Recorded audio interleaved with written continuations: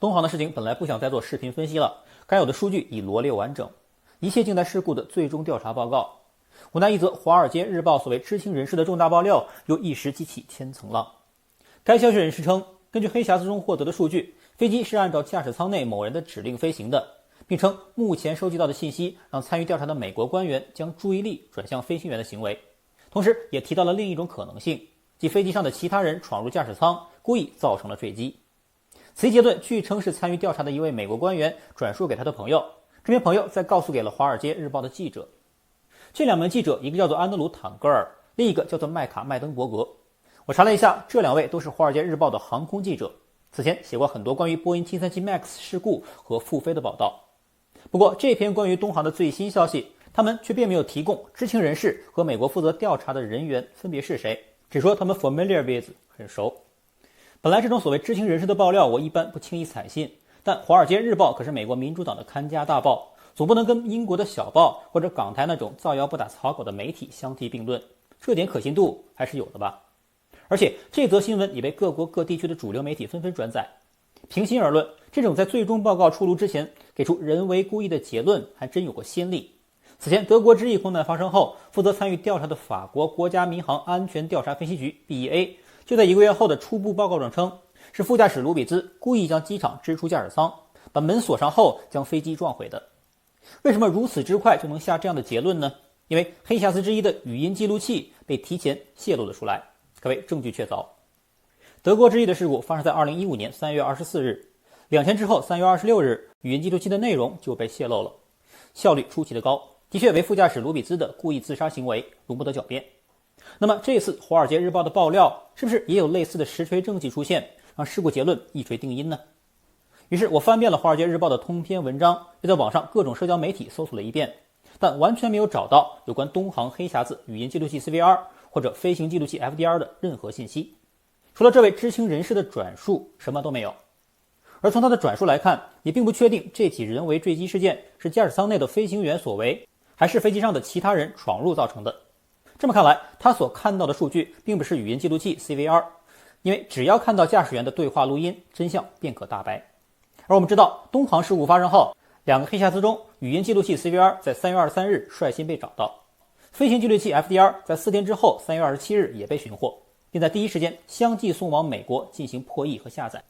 这是美国媒体在4月6日的报道，标题称美国专家分析了波音737飞机的黑匣子，而内容中明确提到了是2个黑匣子。CVR 驾驶舱语音记录器是判断是否为机械故障、人为故意或者人为误操作最为清晰明了的依据。美国方面该不会连一个听得懂中文的人都找不到吧？显然这名爆料的知情人士他不懂，或者他根本没有听到。好，那即便你没有拿到语音记录器，但飞行记录器也可以啊。我此前视频整理并分别用不同颜色罗列的巡航、下降、拉升、再下坠4个阶段的数据也可以对比一下，看看是否与 Flight Radar 24提供的数据有所出入。毕竟他们用的是民间接收机，而且采样点也不均匀。如果能够更新，也许让我们距离事实的真相就能更进一步。可是飞行记录器 FDR 也没有，唯一有的就只剩下不知姓名、不知来历的所谓知情者的转述和结论。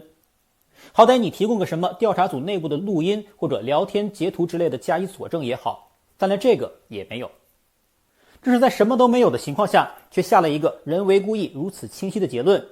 最后竟又来了一句美国并不掌握中国同行掌握的所有信息，这实在让人心起疑窦。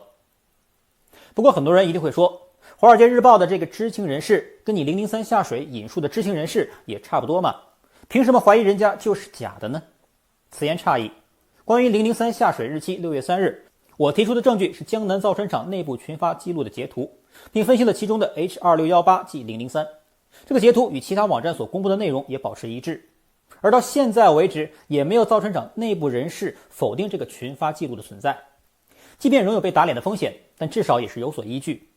而华尔街日报的这篇报道显然是没有。试想，如果我跟你说，我的一位非常熟悉江南造船厂领导的知情人士透露给我说003不是6月3日下水，而是7月3日，你觉得哪个更有说服力呢？媒体制造假消息的第一原则就是提供的证据越少越好，如果为零则为最佳。像上次国内多家主流媒体轮流转发瑞士生物学家威尔逊·爱德华兹的假消息事件，就提供了姓名、国家、来历等具体信息，有模有样，这不穿帮才怪呢。尽管是转发南太之声的报道，但造假的艺术你们还是要跟美国主流媒体多学学。还有人说，美国国家运输安全委员会 NTSB 派往中国的调查组带队的叫沙迪亚·席尔瓦，此人的专长为人为因素调查，所以意味着美国从一开始就认定这起事故为人为造成的，间接佐证了这次的爆料。既然有人专门提到他，我就特意查了一下，是不是这位调查员又有什么重磅消息爆了出来？一查之下，又是啥都没有。网上关于他信息非常有限，只能查到他的学历和工作信息。在进入 NTSB 之前，确实在波音做过航空安全师。不过我还查到他曾在美剧《空中浩劫》第21季第2集中出现过。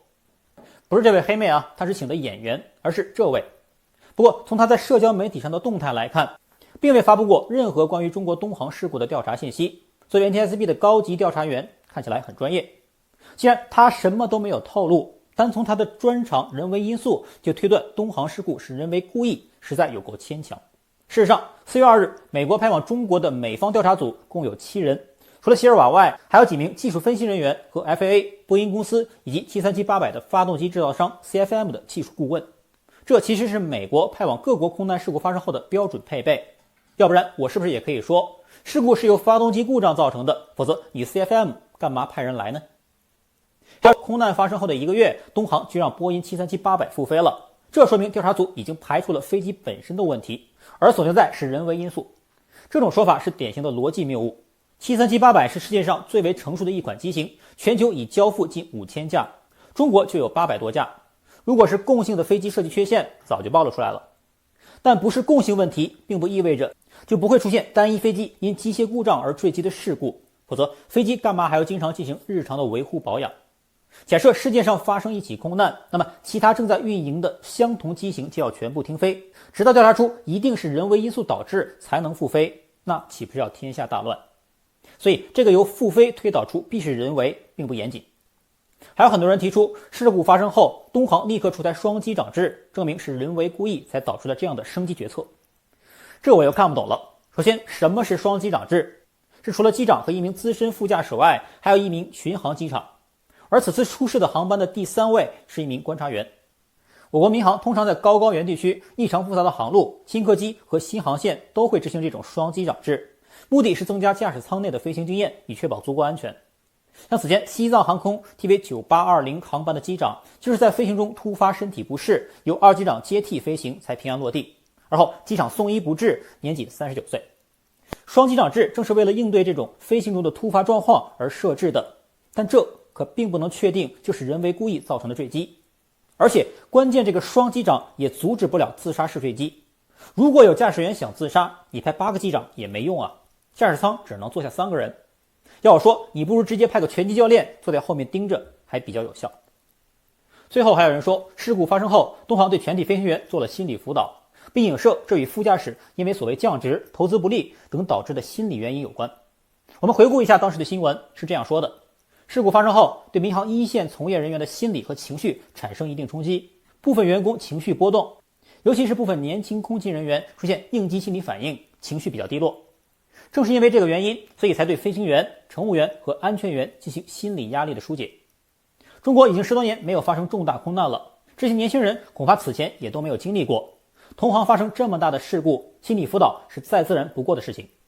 别说机组人员了，普通乘客也需要心理辅导啊。当时多少人买机票前都要先询问一下，是否是东航的737-800同款机型，甚至直接放弃飞机改坐高铁了。但增加心理辅导就能证明是当时副机长心理出现的问题，自杀报复社会吗？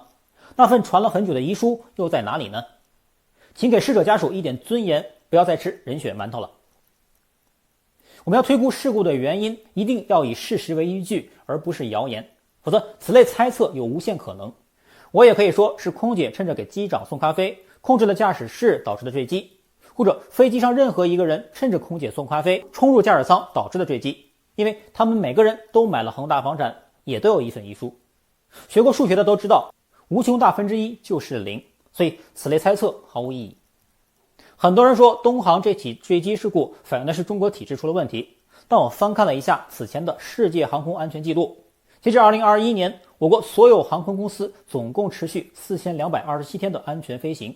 安全飞行时间突破1亿小时，创下了令人惊叹的记录，并且亿克公里死亡人数10年滚动值、100万小时重大事故率10年滚动值、100万架次重大事故率10年滚动值等3大安全指标均降为0，远优于同期世界平均水平和主要发达国家平均水平，位列全球第一。所以按照这个标准，是不是其他国家都是体制出现了问题，都要来学习一下中国的体制优越性呢？如果真是这样的话，你们这些人还有容身之地吗？最后很多人说，中国历次空难最终事故调查报告少得可怜，只有1次。我查了一下，这话倒也不假。刚才也说了，在这次东航事故发生前，中国保持着10年重大空难为0的记录，而最近的一次就是发生在2010年8月24日的伊春空难。唯一的最终报告也出自这次。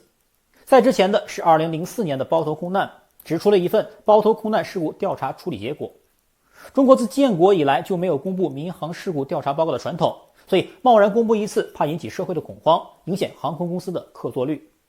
显然此种做法并不能服众，尤其是遇难者家属需要以调查报告为依据与航空公司打赔偿的官司。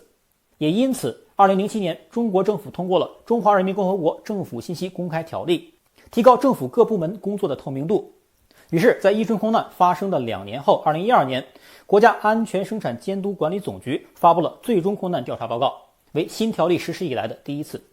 中国公布最终调查报告少，是因为空难发生的次数确实太少。从2004年到2022年18年间，就发生了1次重大空难，即伊春空难，